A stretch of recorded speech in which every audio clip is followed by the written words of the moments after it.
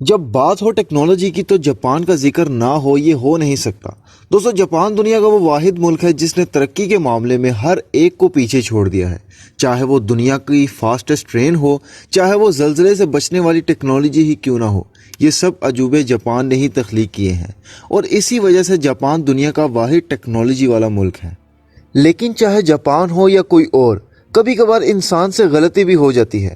ایسی ہی غلطی جاپان سے ہوئی، لیکن یہ غلطی کوئی چھوٹے پیمانے کی نہ تھی، کیونکہ اس پروجیکٹ کو سمندر کے اوپر بنایا تھا اور اسی وجہ سے یہ پروجیکٹ ناکام ہو گیا۔ لیکن آخر یہ پروجیکٹ کیوں سمندر کے اوپر بنایا گیا اور کیا وجہ تھی؟ اس پروجیکٹ میں نقصان کیا ہوا؟ دوستو میرا نام ہے ذیشان صدیق اور آپ دیکھ رہے ہیں انفارمیٹو ٹی وی۔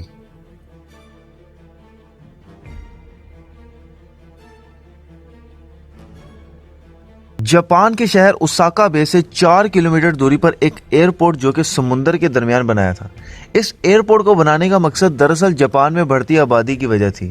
جاپان میں اس سمندری ایئرپورٹ کے آس پاس 50 کلومیٹر کی دوری پر ایئرپورٹ موجود تو ہیں، لیکن اس ایئرپورٹ کو ایکسپینڈ کرنا انتہائی مشکل تھا، کیونکہ ان ایئرپورٹ کے قریب آبادی بہت زیادہ تھی، جس کی وجہ سے ایئرپورٹ کو بڑھانا انتہائی مشکل تھا۔ اور اسی وجہ سے یہ خطرناک فیصلہ کرنا پڑا کہ ایک ایئرپورٹ سمندر کے بیچوں بیچ بنایا۔ لیکن ایسی کیا غلطی تھی کہ جاپان کو یہ ایئرپورٹ بنانا مہنگا پڑ گیا؟ ایئرپورٹ اوساکا بے پر واقع ہے۔ اس ایئرپورٹ اور شہر کے درمیان 4 کلومیٹر لمبا پل ہے جس کی مدد سے شہر سے ایئرپورٹ جایا جاتا ہے۔ اس پروجیکٹ کی شروعات 1987 میں ہوئی اور اس پروجیکٹ کو تعمیر کرنے کے لیے بہت سی مشینری اور مٹی کا استعمال کیا، کیونکہ سمندر میں مضبوطی لانے کے لیے کافی مٹی چاہیے تھی، کیونکہ سمندر کی گہرائی 60 فٹ تھی، جس کی وجہ سے اس کو فل کرنے کے لیے پہاڑوں میں سے 750 ملین کیوبک فیٹ مٹی کھودی گئی اور اس پروجیکٹ میں استعمال کی گئی۔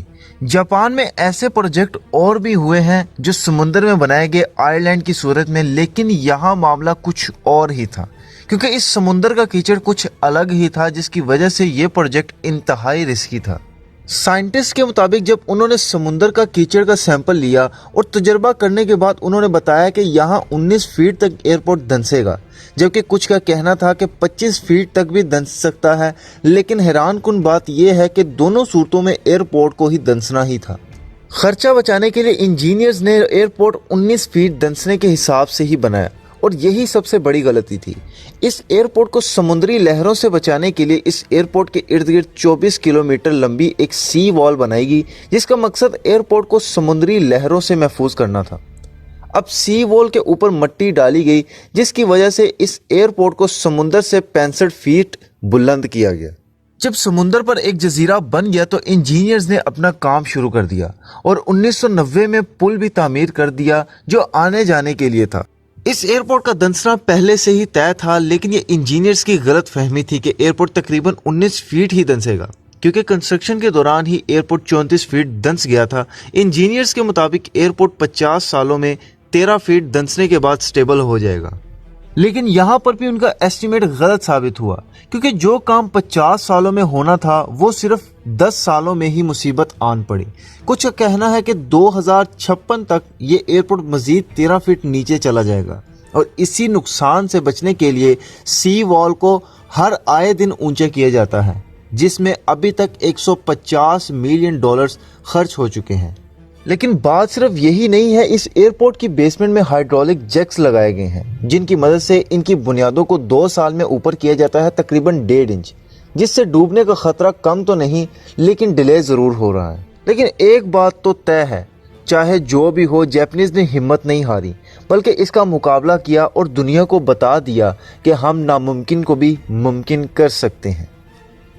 دوستو اس سٹرکچر کے بارے میں اپنی قیمتی رائے کا اظہار کمنٹ سیکشن میں ضرور دیجیے۔ اگر ویڈیو اچھی لگی ہو تو اس کو لائک کیجیے اور ہمارے چینل کو سبسکرائب کیجیے۔